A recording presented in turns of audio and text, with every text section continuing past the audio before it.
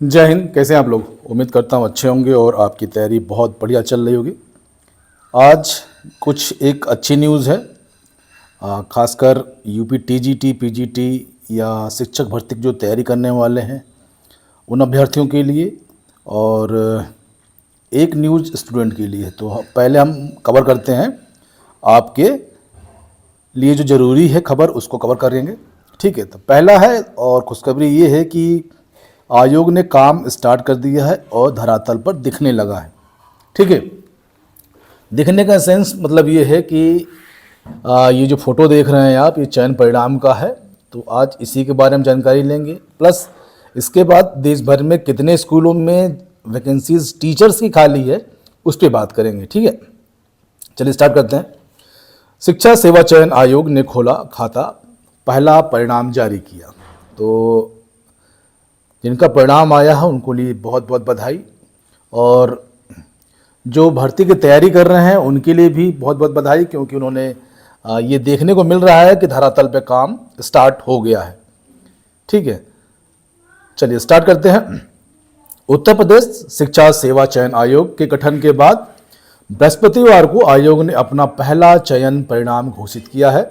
पुरानी भर्ती का अधूरा परिणाम पूरा करते हुए आयोग ने असिस्टेंट प्रोफेसर रसायन विज्ञान के 13 पदों पर अभ्यर्थियों को चयनित घोषित किया है। इसके साथ ही आयोग ने भर्तियों को लेकर अपना खाता खोल दिया है।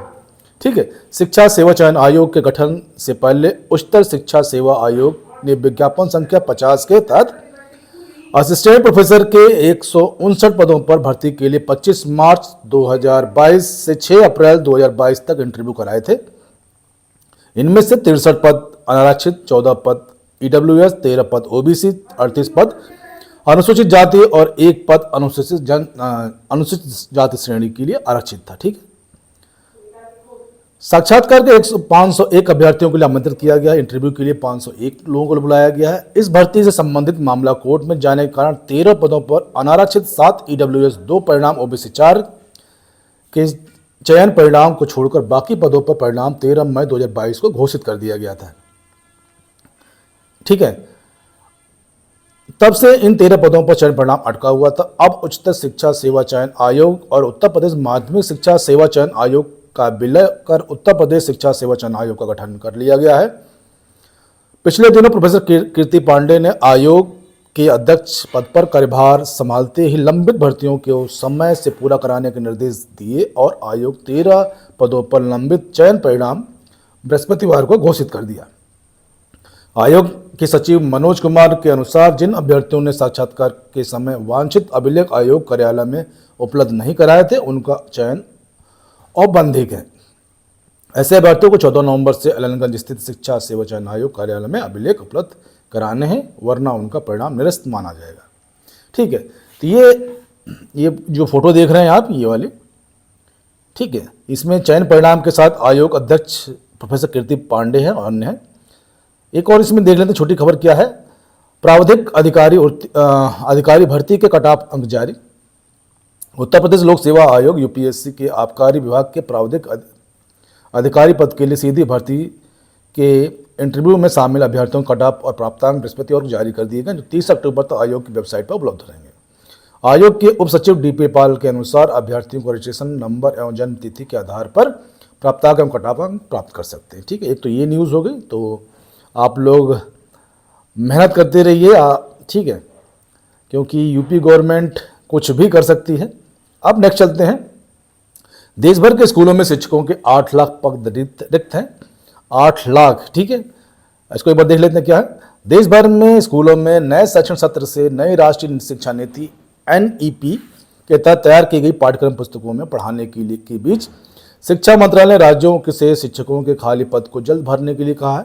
मंत्रालय ने राज्यों से आग्रह किया है कि उस समय किया जब देश के पहले से मुकाबले स्कूलों में शिक्षकों की संख्या में सुधार हुआ है, लेकिन अभी भी 8 लाख से अधिक पद खाली हैं। इनमें सबसे अधिक पद प्राइमरी स्तर पर पढ़ाने वाले शिक्षकों के हैं, जिनकी संख्या करीब 7 लाख है। शिक्षा मंत्रालय ने वैसे भी स्कूलों में शिक्षकों के खाली पदों पर भरने के लिए विगत कई वर्षों से राज्यों को लगातार दबाव बनाए हुए है।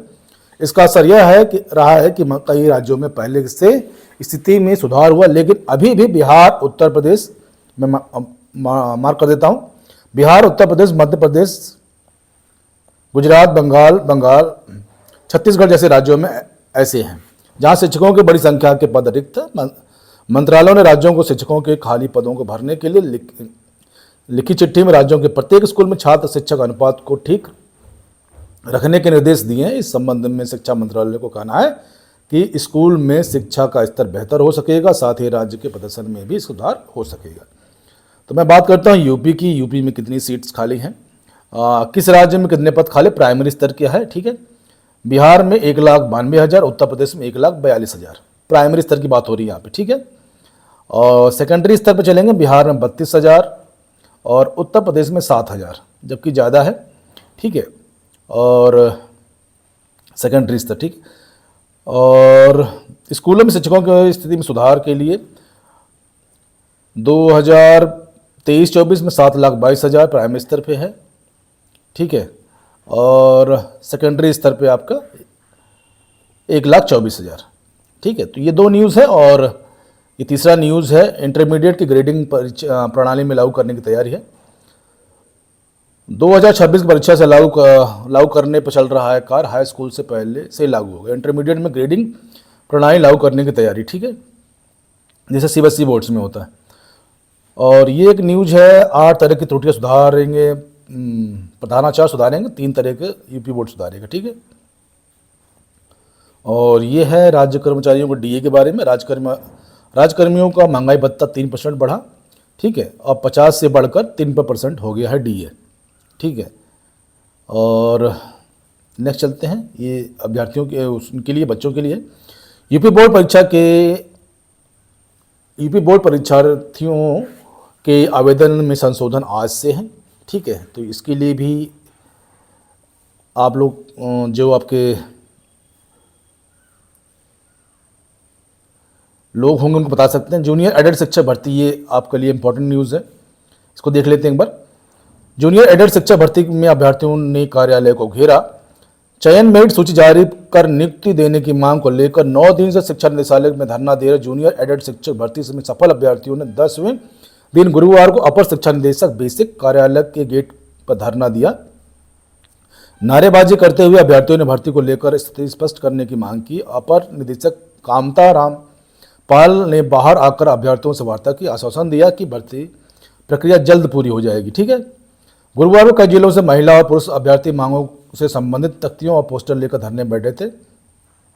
शुरू में तो यह वहां 9 दिनों से बैठकर धरना दिया, तो वहीं बैठे अपर शिक्षा निदेशक के कार्यालय आने के बाद अभ्यर्थी नारेबाजी करने लगे। इसके बाद उनके कार्यालय के गेट को घेर कर धरने पर बैठ गए। धरने का नेतृत्व कर रहे अभ्यर्थी ज्ञानंद सिंह ने बताया कि अपर निदेशक से जल्दी भर्ती पूरी करने का भरोसा मिलने के बाद धरना स्थगित कर दिया गया। यदि चयन नियुक्ति प्रक्रिया जल्द पूरी नहीं हुई तो पुनः धरना दिया जाएगा। जूनियर एडेड शिक्षक भर्ती मोर्चा के अध्यक्ष दुर्विजय सिंघानिया, रजनीश मिश्रा, पंकज सिंह, रश्मि ओझा, अर्चना पांडे, पूजा मितेश आदि सम्मिलित हुए। इलाहाबाद विश्वविद्यालय की ओर से आदर्श भदौरिया, सत्यम कुशवाहा, शिवम तिवारी और कुछ अधिवक्ता भी समर्थन देने पहुंचे। तो ये न्यूज़ है। और ठीक है, आप लोग इस हिसाब से जो इम्पोर्टेंट मुझे लग रहा है वो ये है कि शिक्षा सेवा चयन आयोग ने काम स्टार्ट कर दिया है और धरातल पर दिखने लगा है। तो आप लोग अपनी तैयारी करते रहिए, लापरवाही मत करिए। इसके साथ ही जय हिंद, जय भारत, खुश रहिए, स्वस्थ रहिए, मस्त रहिए।